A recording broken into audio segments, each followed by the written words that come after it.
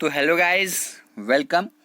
तो गाइस, कल की वीडियो में हमने डिस्कस किया था मिनिस्ट्री ऑफ कल्चर, ठीक है। और हमने साथ में डिस्कस किया था ministry of women and child development की कुछ इंपॉर्टेंट स्कीम्स को हमने डिस्कस किया था। 3-4 स्कीम्स वहाँ पे करी थी। आज उसी को कंटिन्यू करेंगे। ये हमारा सेट 2 रहेगा, ठीक है। ऐसे ऐसे आपको गाइज मैं 8 से 9 सेट तक यहाँ पे सारे प्रोवाइड करने वाला हूँ, जिसमें मैं मैक्सिमम मोस्ट इंपॉर्टेंट जो आपकी स्कीम्स हैं वो कवर करवाने वाला हूँ। तो गाइज बढ़ते हैं आज की वीडियो की तरफ बिना टाइम वेस्ट किए हुए। तो गाइज आज कल हमने शायद 3 की थी, आज हम चौथी करेंगे, जन संपर्क प्रोग्राम। तो जन संपर्क प्रोग्राम क्या है? तो गाइस सबसे पहले आपको क्या याद रखना है कि कौन सी मिनिस्ट्री के अंडर आती है। ये आती है women and child development ministry के अंडर, ठीक है। अब ये क्या है? सेंट्रल अडॉप्शन रिसोर्स अथॉरिटी एक सेंट्रल अडॉप्शन रिसोर्स अथॉरिटी है। किस मिनिस्ट्री की? वुमेन एंड चाइल्ड डेवलपमेंट की एक मिनिस्ट्री है, उसकी एक अथॉरिटी है। अब उसने एक मंथली जन संपर्क प्रोग्राम क्या किया, शुरू किया। किसके लिए? जिससे कि to enable the public to have interaction with its official and staff for seeking. इसमें क्या होगा कि वो इस काबिल होंगे, वो इनेबल होंगे, तो क्या कर पाएंगे? वो इंटरेक्ट कर पाएंगे, ठीक है। पब्लिक जो है वो इंटरेक्ट कर पाएगी इसके ऑफिशियल्स के साथ और स्टाफ के साथ फॉर सीकिंग इन्फॉर्मेशन, अगर उनको इन्फॉर्मेशन लेनी है related to adoption as well as flagging their concern, जो उनके कंसर्न है, ठीक है, जो उनके मसले हैं, ठीक है, उसको मतलब अगर उनको अडॉप्शन के रिलेटेड कोई मसला है उसको। उसके बाद details pertaining to immediate placement and special need adoption module of child adoption, यानी कि बच्चों को अडॉप्ट वगैरह करने के लिए, ठीक है, अडॉप्शन का जो प्रोग्राम होता है उसके लिए स्कीम को चलाया गया था। बस आपको इतना याद रखना है, ठीक है। तो बढ़ते हैं आगे, देखते हैं क्या है इस स्कीम के बारे में और बाकी डिटेल। तो guys central adoption resource authority जो है ये एक स्टैट्यूटरी बॉडी है। किसकी? मिनिस्ट्री ऑफ, क्या हो गया, ministry of women and child development. Ministry of women and child development की एक स्टैट्यूटरी बॉडी है।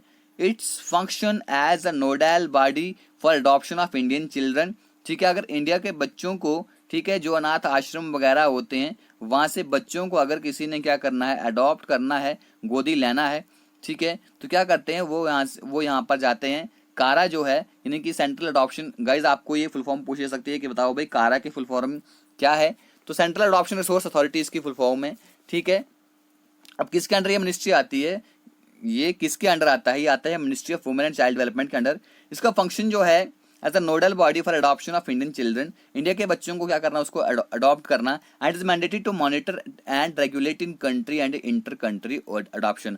तो कंट्री में क्या करना है, वो मैंडेट देती है कि हम क्या कर सकते हैं, एक हमारी कंट्री के अंदर ही बच्चों को क्या कर सकते हैं, बच्चों को अडॉप्ट कर सकते हैं, ठीक है। इसके बाद कारा जो है इसको डिजाइन किया गया था, ये सेंट्रल अथॉरिटी है, ठीक है। इंटर कंट्री अडॉप्शन यहाँ पे करती है। किसके यहाँ पे एक प्रोविजन बनाए गए हैं, ठीक है, किसके अंडर बनाए गए हैं प्रोविजन? ये प्रोविजन है ऑफ द हाग convention.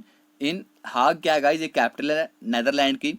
On inter country adoption, inter country adoption पे ऊपर एक हाग कन्वेंशन है 1993 का, ये रेटिफाई करता है, ratify by government of India 2003। Government of India ने भी इसको रेटिफाई किया 2003 में। तो कारा जो है प्राइमरीली डील करता है अडॉप्शन ऑफ ऑर्फन्स को, जो मतलब कि जिन बच्चों के माँ बाप नहीं होते हैं उनके अडॉप्शन के लिए, ठीक है। अबंडेंट एंड स्टैंडर्ड चिल्ड्रन, यानी कि कुछ बच्चों को छोड़ दिया जाता है, कोई बच्चे रास्ते में पड़े हुए मिलते हैं, ठीक है।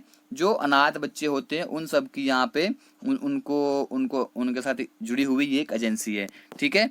अब इसके बाद देखते हैं अगली वाली स्कीम, यह है हमारी प्रधानमंत्री महिला शक्ति केंद्र। अब ये क्या है इसके बारे में जानते हैं, स्कीम के बारे में।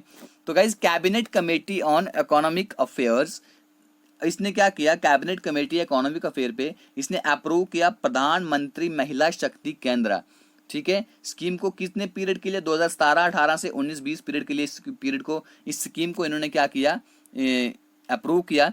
स्कीम जो है एक अम्ब्रेला स्कीम है, किसकी? Mission for protection and empowerment for women, women की प्रोटेक्शन के लिए और वुमेन की एम्पावरमेंट के लिए।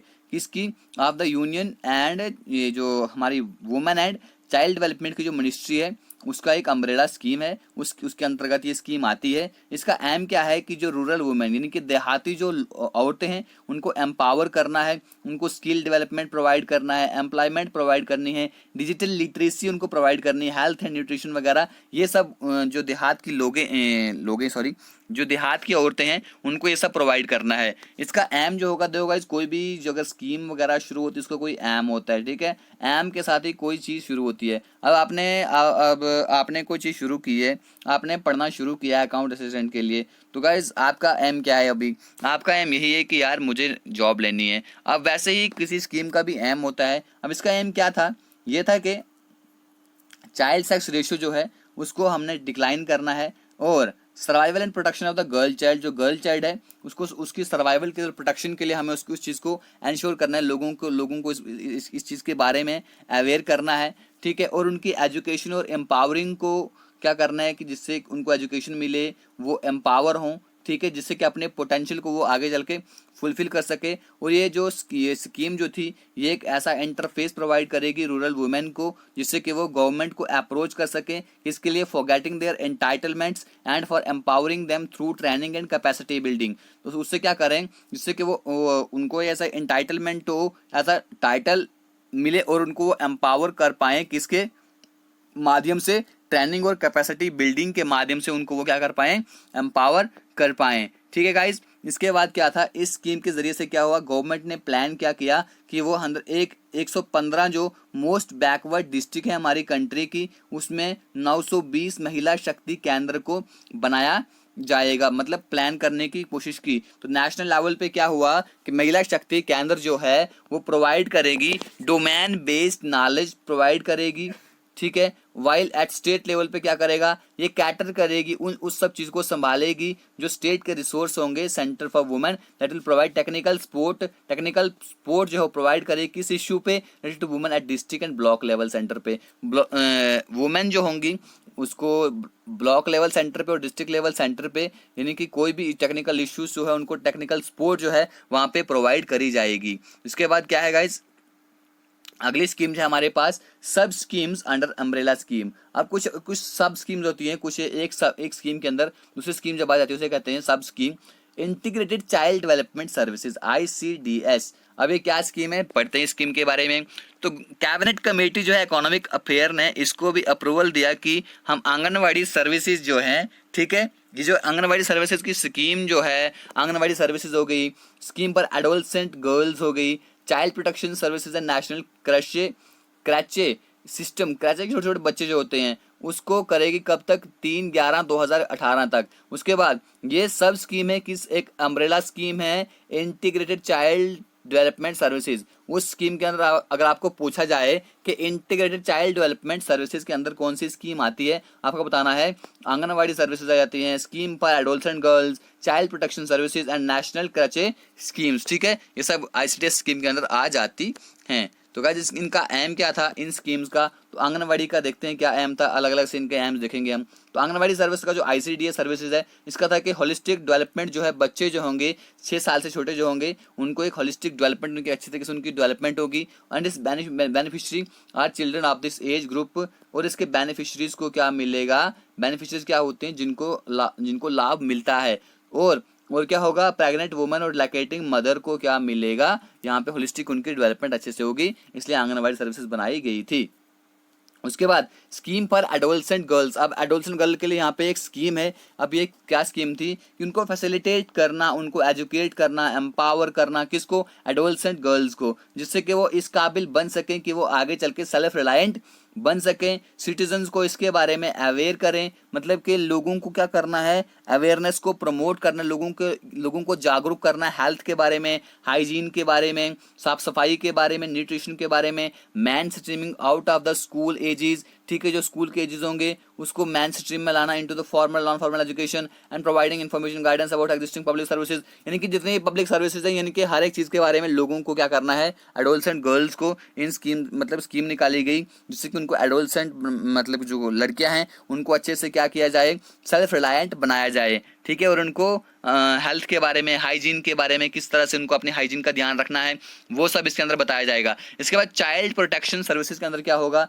ये इसलिए प्रोवाइड किया गया safe and secure environment, children जो हैं उनको क्या किया जाए, safe and secure environment provide करा जाए इन conflict with law and children is need of care and protection, ठीक है, जिन बच्चों को केयर एंड प्रोटेक्शन की ज़रूरत होती है, ठीक है, उसके लिए चाइल्ड प्रोटेक्शन सर्विसेज बनाई गई। ठीक है, कुछ प्रिवेंट एक्शन जो है, जैसे कि कुछ बच्चों को अब्यूज़ करा जाता है, निगलेक्ट करा जाता है, यानी कि उनको अपने घर में नज़रअंदाज करा जाता है, उनको एक्सप्लॉइट करा जाता है, अबंडेंट उनको छोड़ दिया जाता है ऐसे ही। ठीक है, तो कुछ बच्चों को अपने घर से उनको मतलब कि वहाँ पे छोड़ देते हैं, कहीं कुछ रास्ते पे छोड़ देता है, तो उन सब ऐसे एक्शन को प्रिवेंट करने के लिए चाइल्ड प्रोटेक्शन सर्विसेज बनाई गई। उसका नेशनल क्राइसिस स्कीम क्या है, इसका एम था कि एक सेफ प्लेस जो है मदर्स के लिए क्या करना, प्रोवाइड करना, जहाँ पे वो अपने बच्चों को क्या करें, अपने बच्चों को वहाँ पे छोड़ें जब वो काम करेंगे। ठीक है, नेशनल क्राइसिस सर्विस, मैंने पहले कहा क्राइसिस छोटे बच्चे, उनको छोटे बच्चे वगैरह जो होते हैं उनको कहते हैं, उनके लिए एक स्कीम चलाई गई। अब इसके बाद अगर अगली वाली स्कीम हमारी पास ICDS। अब ये क्या है, इंटीग्रेटेड चाइल्ड डेवलपमेंट सर्विसेज क्या है।